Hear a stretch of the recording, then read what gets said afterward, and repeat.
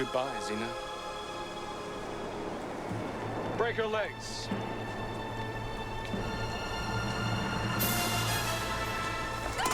Stop. Back it up. Stop. There. Let's take a look at that. Why don't you and I work together? So, When Fates Collide was perhaps my favorite episode of season 6, primarily because I felt that a lot of the elements of the stories that had been told through the first 5 seasons and into season 6 somehow reached an interesting conclusion with the parallel world of Fates when Fates Collide. you want to help me conquer the world? Why not? We'd make an unstoppable team. I'd love to join forces with you. Some enemies are harder than others. Oh, I count on it. I came to Rob and RJ with a very specific belief on their series. Their series touched me deeply because it was about a woman's search for redemption based on something in her life that she felt was a bad choice or wrong. So she was righting a wrong for herself. And that period is commonly referred to as the evil Xena period. And I came to Rob and RJ in a room and looked at them and said, what I'd like to do is have Xena realize that all of that was necessary, as opposed to hating that part of herself, to look at life as a balance of all things. And what I think so many people do is sit in judgment about the choices they've made instead of realizing they all led them somewhere. And the warrior princess that Xena became would have never come about had there not been the evil Xena period in her life. And for her to see both of them, I proposed an alternate timeline in which she never became the evil Xena and chose a different path, which then never led her to the warrior princess, which it didn't. And as I started thinking about that, I thought, wouldn't it be interesting to do each character that way, a twist on all of their fate and choices in life? And if I remember correctly, Gabrielle had always wanted to be a playwright and dreamt of going to Greece and being a famous playwright. So I thought, well, we'll give her that dream. Give Xena the dream she had in Destiny when she wanted to be an empress and rule with Caesar. Give her that dream.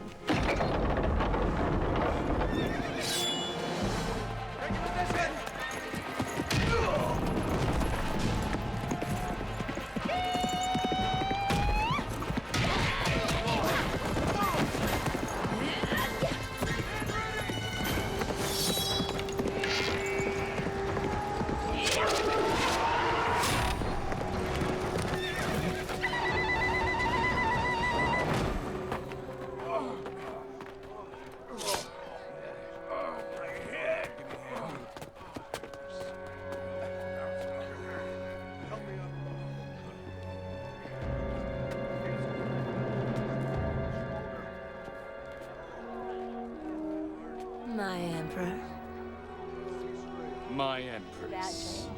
But let's see what they're missing at the end of the day. So I made them both successful in what they thought they wanted career-wise and goal-wise, only to find out they didn't have each other, and that was the greater thing that was meant to be. So by that lesson, I was hoping Xena and everyone would apply to their lives sort of a kindness to themselves for realizing every step they made had a reason. And that's kind of how I pitched it. If we talk about a parallel world, we have to talk about the intricacies of fate, which is what the story was about.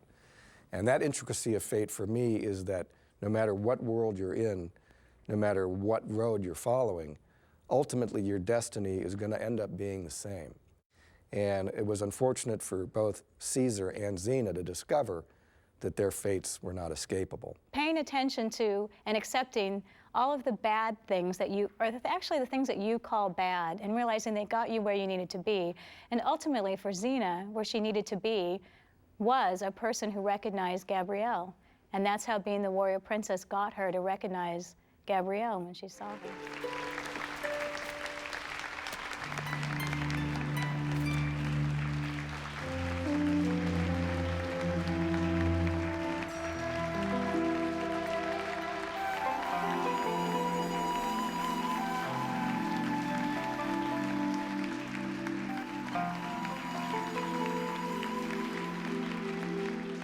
In Fates, it's a different situation whereby Xena has been betrayed by Alti, who has wooed Caesar away from her.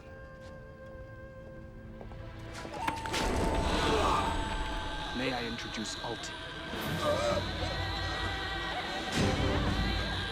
High Priestess of Rome. And now she's going to experience her fate, which is the execution and crucifixion of her.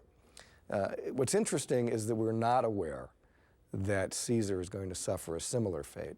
In that sequence, what we're doing, if you watch the sequence as it begins and as it plays, all of the movements, both between Xena being crucified or about to be crucified, are all done in slow motion sequences.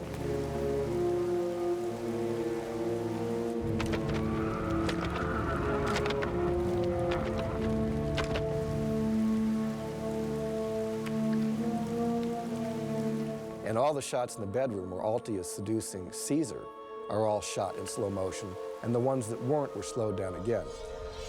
Now, this is a trick that we've utilized many times, and in this particular instance, what I was hoping to give the sequence was a dreamlike, almost surreal quality. We've seen the death of Xena before. We've seen the death of Xena by crucifixion before. It's not a pleasant thing to watch, and I felt like by making it more ethereal, it took some of the pain out of it and gave it a dreamlike quality, which I thought was more intriguing. At the moment that it's revealed that Alti has the knife and starts stabbing Caesar, then basically the cutting goes into high speed. And we build and build and build and build in that sequence, every cut going faster than the one previous, in order to build the intensity and the ferocity until the sequence reaches its climax. And a very specific choice was made by me to mirror the execution sequence in the Ides of March by having Caesar react to Xena's hammerings and having Xena react to Caesar's stabbings, which again pulls those two characters together in a very dynamic way. We see Caesar dying in a look of death.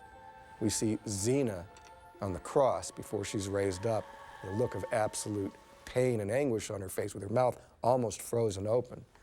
And then end the sequence with a very slow motion shot of Alti getting off the bed and a little piece of silk floating in the foreground. And you get to the end of that and you just gotta go, wow. When we went in there, we realized now you have a specific timeline if you take off from Destiny. And I also started thinking, like, who was most interested in power in this show other than Caesar was always about power, and Xena, of course, in certain incarnations, and Alti was the other person who actually sought power in every form. And that's how we got Alti. And I also realized Alti was a better conduit between the two worlds. She was our mystic and our shamaness in the series, and she's the only person who, through some sort of mystical power, could get you to see both images in both lifetimes. So that's how we used her. Alti! My powers have evolved, Xena. That glimpse into your soul, it showed me the other world. Alti! I saw just how strong I had become, and thanks to you, I'm just hitting my stride. This isn't about you, Alti! Oh, yes, it is. It's all about me and what I know. Your story will end with your playwright unable to save her fallen angel. I think the thing about Alti that was interesting to me was everyone's lives were linked in this show. Caesar was going to crucify Xena in any lifetime. Xena was going to meet Gabrielle in any lifetime. And Alti was going to die because of Xena in any lifetime. This was a big surprise to her. She thought she'd finally won. And she'd conquered her own destiny, so to speak, just like Caesar thought he'd conquered his destiny by killing Brutus, who had killed him in the regular life, in the real life, I guess we could say. And yet that didn't work because his destiny was to die by an unexpected hand, was the irony of Julius Caesar's life. So here comes Alti, the trusted person he didn't suspect, just like Brutus was. Well, with Alti, she was going to die by Xena's hand. This time, she crucifies Xena and looks at her and thinks she finally won.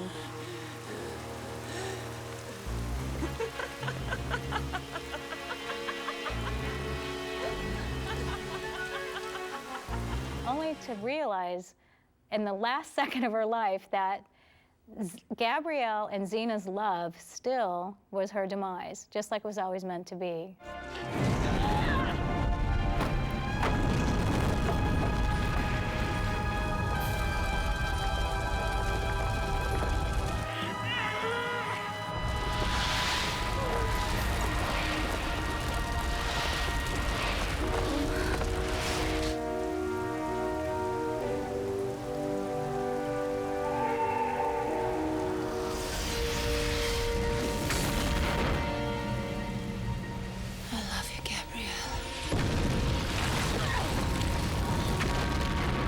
I absolutely think Xena has had an effect on the way shows were later portrayed with women, especially women action heroes.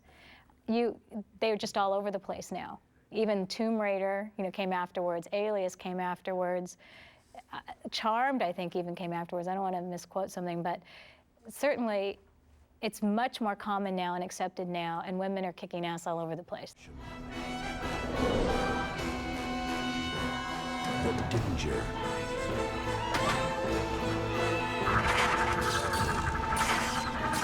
Her courage will change the world.